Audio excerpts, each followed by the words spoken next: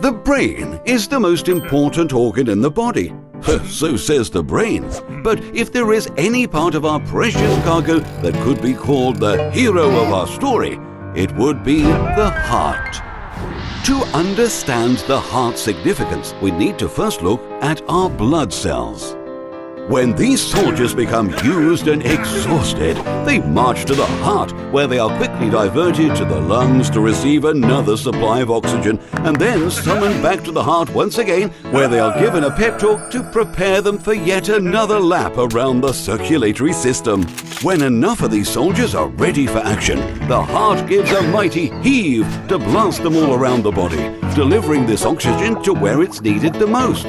Heaven forbid if the heart ever failed to complete this operation, oxygen would no longer reach any of our organs, including the master brain, and this could prove fatal within mere minutes. Which is why this process takes place roughly 115,200 times a day.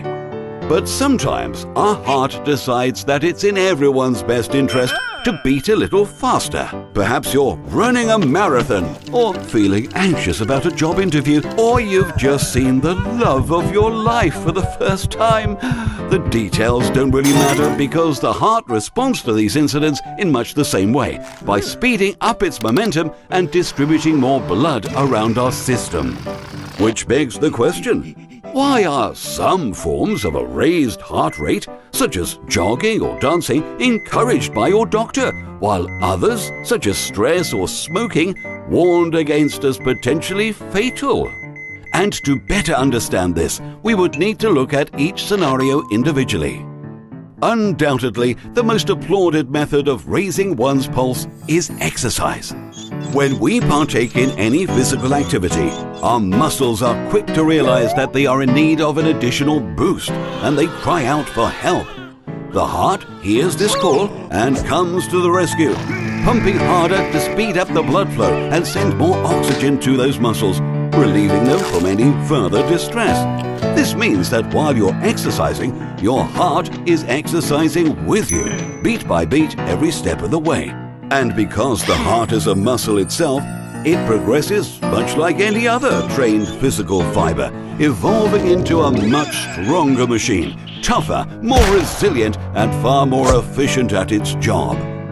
That's why athletes are known to have a much lower heart rate, even when they are sitting still, because their heart is so powerful that it takes next to no effort to deliver the blood around the body. With that in mind, it's not too difficult to imagine that we could achieve the exact same health effects by, say, drinking an energy drink.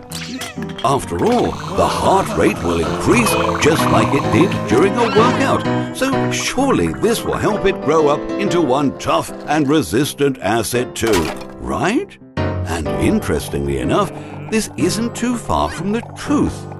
Studies have found that people who drink 4 to 5 cups of coffee per day had a lower risk of heart failure, coronary, how do you say that word? Coronary artery diseases and strokes, as well as having much improved vascular functions.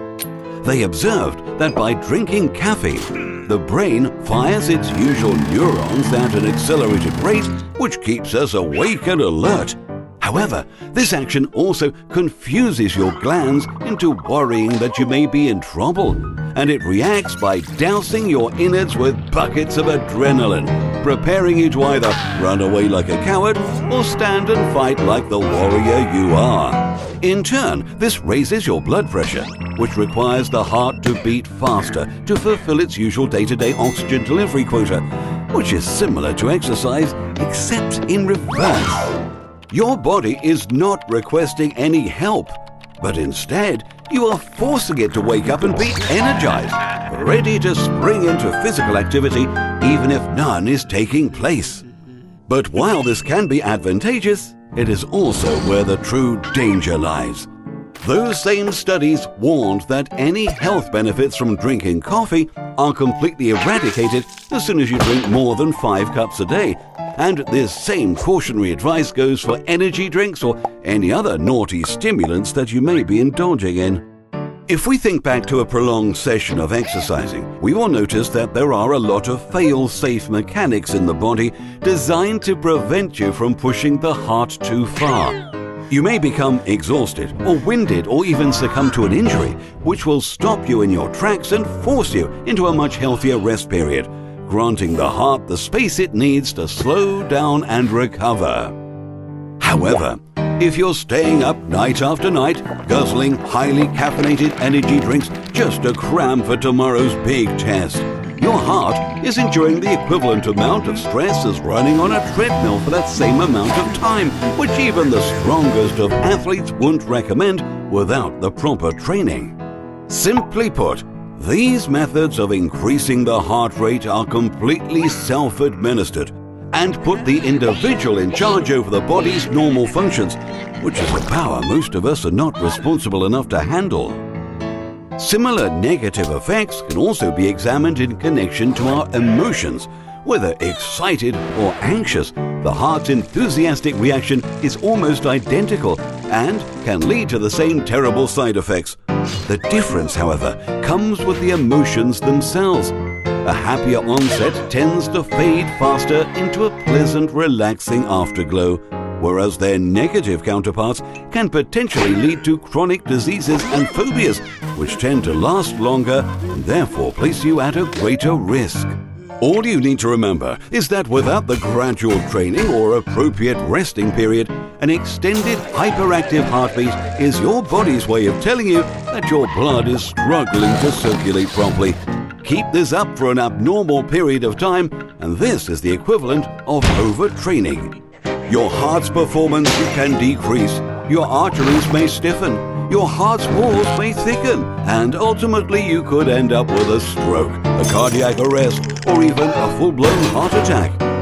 Which is why, by limiting or removing your stimulant intake, exercising regularly with a healthy rest time, and routinely visiting your doctor, the chances of you and your heart living a long, happy life are vastly improved. And so, if you abide by these simple steps, you shouldn't have anything to worry about. After all, worrying is bad for your heart. Did you enjoy that episode? Press the like button if you did. Want to see more? What if you clicked subscribe? Oh, and make sure you click on the little bell so you don't miss another video ever again. In fact, we've got a new one coming out every week. Prepare your mind for more tantalizing hypotheticals.